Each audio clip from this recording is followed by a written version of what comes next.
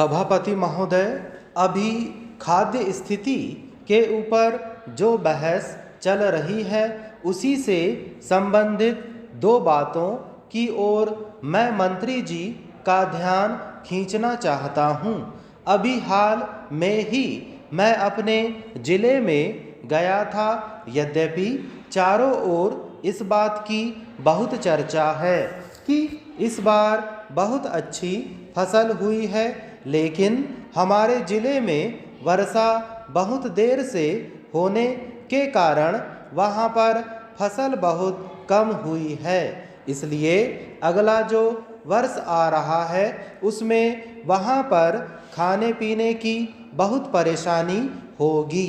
मंत्री जी इसके लिए तैयार रहें और वहाँ पर जिस सहायता की आवश्यकता हो, जिस अन्न की आवश्यकता हो, मंत्री जी उसके उपाय करें। एक दूसरी बात की ओर भी मैं मंत्री जी का ध्यान आकृष्ट करना चाहता हूं। अभी गेहूं की बुआई का समय है। केंद्र सरकार की ओर से कहा जाता है कि हमने बीज का प्रबंध कर दिया है।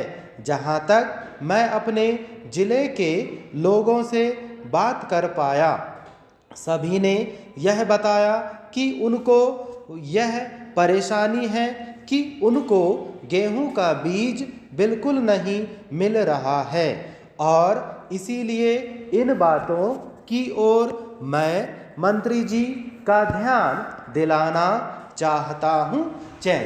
जहां तक खाद्य स्थिति का प्रश्न है, आज भी इस संबंध में स्थिति बहुत अच्छी नहीं है। खाने पीने का सवाल ही किसी देश या व्यक्ति के लिए पहली चिंता का विषय होता है। अभी तक हमारा देश इस पहली चिंता के विषय से ऊपर नहीं उठ पाया है और इसीलिए बार बार इस खाद्य स्थिति के बारे में हम लोगों को यहाँ पर बहस करनी पड़ती है।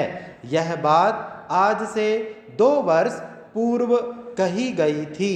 अब हम लोगों ने अच्छी खेती का प्रबंध कर लिया है और उसका परिणाम यह हुआ है कि हमारे देश में इतनी उपज होनी शुरू हो गई है कि जिसने अब हमारे देश को किसी बाहरी देश पर निर्भर नहीं करना पड़ेगा।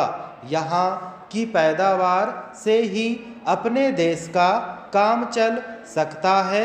इस तरह का आश्वासन हम लोगों को दिया गया था और कहा गया था कि हरित क्रांति हो रही है, यानी खेती में ऐसी क्रांति आई है जिसका परिणाम यह होने वाला है कि अन्न के मामले में हम लोग स्वावलंबी हो जाएंगे। लेकिन 2 वर्ष बाद फिर वही रवैया देखने में आया। पिछला वर्ष जो बीत गया है उसमें कहा गया था कि अन्न की कमी है। पहले जो कहा गया था कि अन्न का आयात समाप्त कर दिया जाएगा, उसको भुलाकर फिर अन्न के आयात की ओर ध्यान दिया गया और फिर हमारे यहाँ अन्न का आयात होना शुरू हो गया है। इस वर्ष फिर कहा जा रहा है कि हम लोगों के यहाँ बहुत अच्छी फसल हुई है, लेकिन उपज होने के बाद भी देश में खाद्य की स्थिति सुधर नहीं पाई है। इसका कारण है इस ओर भी माननीय मंत्री जी को ध्यान देना चाहिए ताकि आम जनता को राहत मिल सके। अंत में मैं वित्त मंत्री जी से निवेदन करना चाहता हूं कि वे मिट्टी के तेल, खाद और पंपिंग सेट पर जो कर लगाए गए हैं उन पर फिर से विचार करें इन वस्तुओं में आपको अधिक सुविधाएं देनी चाहिए। इन छोटे मोटे करों से हमें बहुत अधिक रकम भी नहीं मिल पा रही है।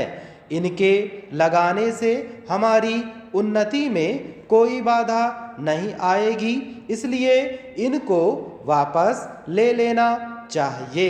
जहां आपने उनका इतना ख्याल रखा है वहां थोड़ा सा और ख्याल करें तो अच्छा होगा।